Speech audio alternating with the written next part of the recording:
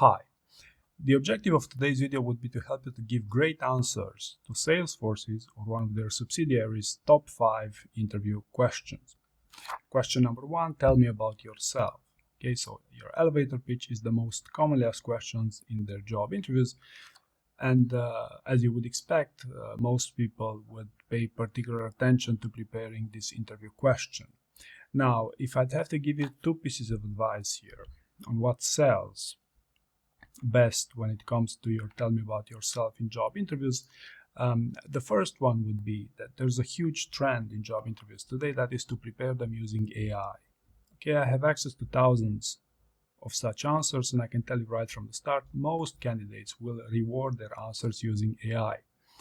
Now, the problem with this approach is that I was never able to correlate AI rewarded answers with interview success. So my advice to you would be to be your true self, even if you sound a bit scrappy, because this will sell best in job interviews. And by the way, avoid bluffing in tell me about yourself. I should say limit the amount of bluffing if you want, simply because that could be the starting point of your conversation. Whereas if you start on a bad track, when you say you did more than you actually did in your work, then there's not the flow of the interview is not going to be into your direction.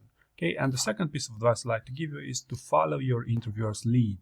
Okay, what happens is during these interviews they will introduce themselves, maybe after a bit of small talk, and that should serve as a reference when it comes to the length and depth of your elevator pitch. Okay, this of course except if clarity of thought is to your advantage and you would maybe prefer longer interview answers, but in my experience it's rare for candidates to pride themselves with clarity of thought. Okay, so this would be the elevator pitch. Second question I'd prepared for an interview at Salesforce would be, tell me about a challenging project, initiative, or task that you led. Okay, so different types of roles would deal with different types of initiatives. Okay, but still, what is the most complex thing you've done that you can share for the purpose of your interview? Okay, or I could reframe this interview question such as a time when you succeeded in your previous role, or what's your best story that you prepared for this job interview.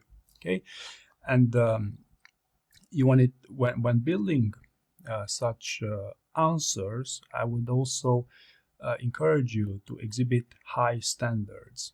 High standards is something hugely important to showcase in each and every of your answers. Okay, even in your elevator pitch, if you want, even if you stay scrappy, that could still mean high standards. Okay, so what qualifies as high standards for your specific role? You can imagine, it's a different thing, different aspects for an accountant than for a customer success agent. So what is high standards in your role? What do you want them to know about you as a result of this interview?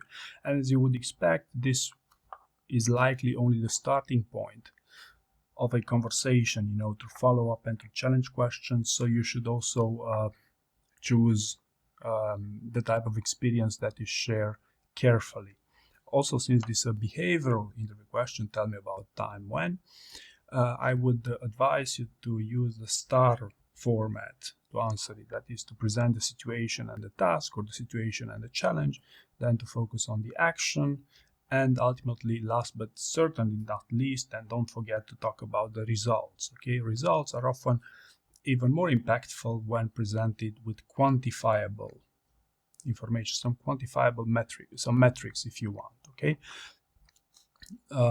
right. Also, maybe useful for you to know, maybe useful for you to link your stories to would be Salesforce's core values. Okay, and one of their core values could be trust. So if you're working in a customer success role, building trust with the customer is everything. Okay, so time when you help your customers to succeed by earning their trust. Or if you're working in an IT role, maybe the core value of innovative would sell yourself best for the purpose of what's the most challenging initiative you've led, right? Question number 3, I'd like to talk about here. Tell me about the time when you had to sell your idea to stakeholders or to customers even. Okay, so at Salesforce, the number one core value is trust. Okay, and if you look throughout their career page, many of the sentences presented there start with we. Okay, to give you some counterexamples here, if you'll go on Amazon's leadership principles page, most of those principles, if not all of them, will start with leaders. Okay, at Salesforce is quite different. Whereas, in other companies, individualism is fine.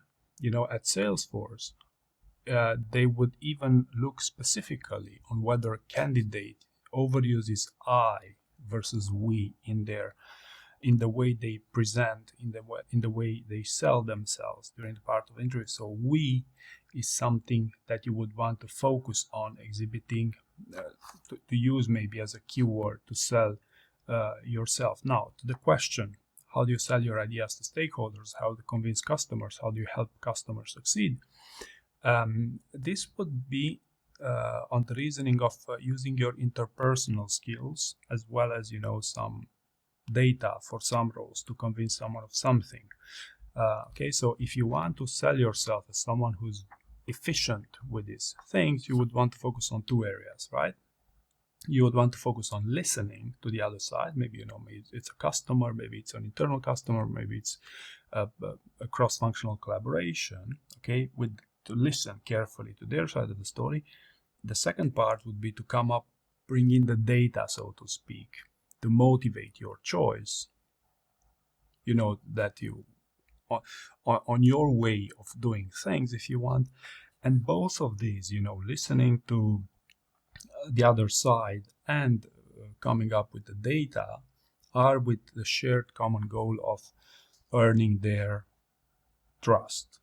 Okay, so trust is again the number one core value. You'd want to even overuse it throughout your job interview. Salesforce employees build trusted relationships with members of their team and beyond.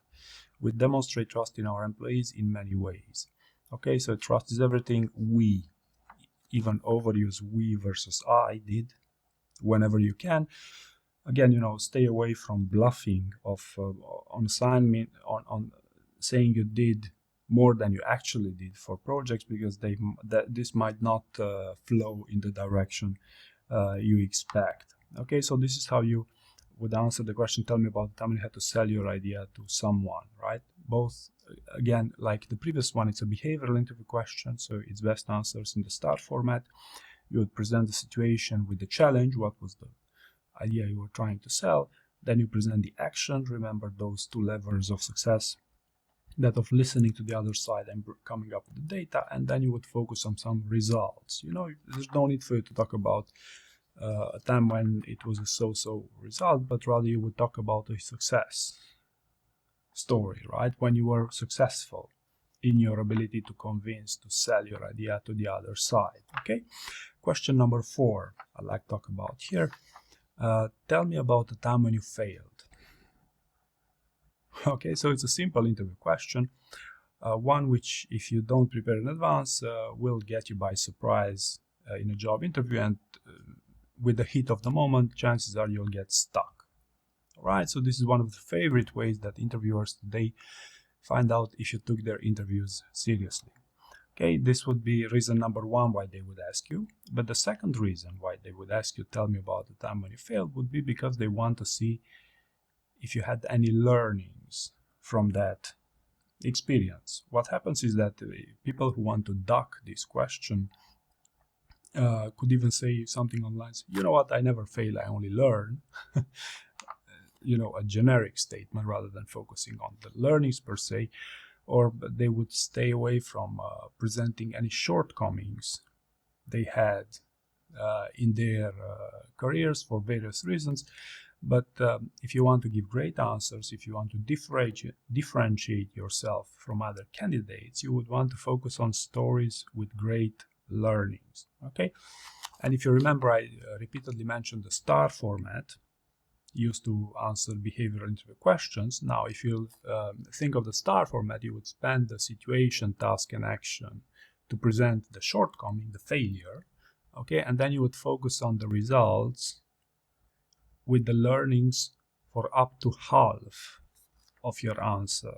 Okay, so I found that if you focus on the learnings for half of your answer, that's when your answers, your learnings, your failure stories, so to speak, are the best, sell you the best for the purpose of a job interview.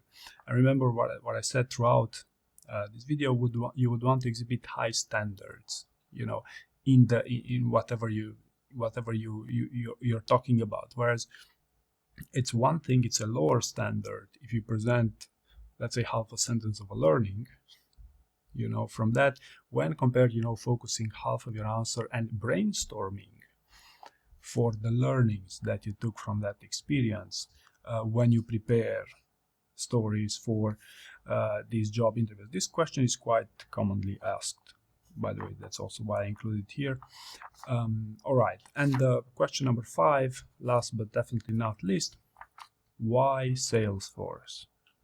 Okay, and if you'd want to, let's say, score this on the most commonly asked question scale, it could probably be number 2 or number 3 most commonly asked question there, and pretty much with any company. Now the question becomes, how do you sell yourself best in why Salesforce? Okay, it could be as easy as complimenting them. Hey, you know, I believe it's a place where I belong. I believe it's a great team and whatnot. What you should understand is that everyone does that because it's the simplest possible way to present your reasoning for the purpose of a job interview. And so to be clear, you know, they're a highly successful business, so there's no reason not to compliment them, other than, you know, if you want to differentiate yourself from other candidates.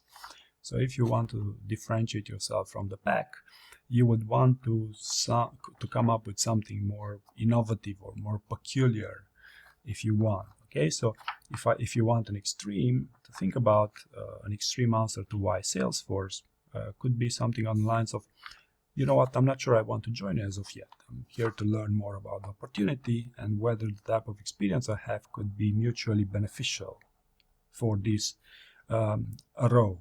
Okay, but my point is quite simple. Avoid over complimenting them because everyone does that. So if your goal is to differentiate yourself, to have great performance, to exhibit high standards in both, including in your interviewing skills, then you would want to come up with something more peculiar. So this would be the top 5 questions for you to take seriously preparing interviews with Salesforce or their subsidiaries. I hope you found this information useful, and thank you very much for watching.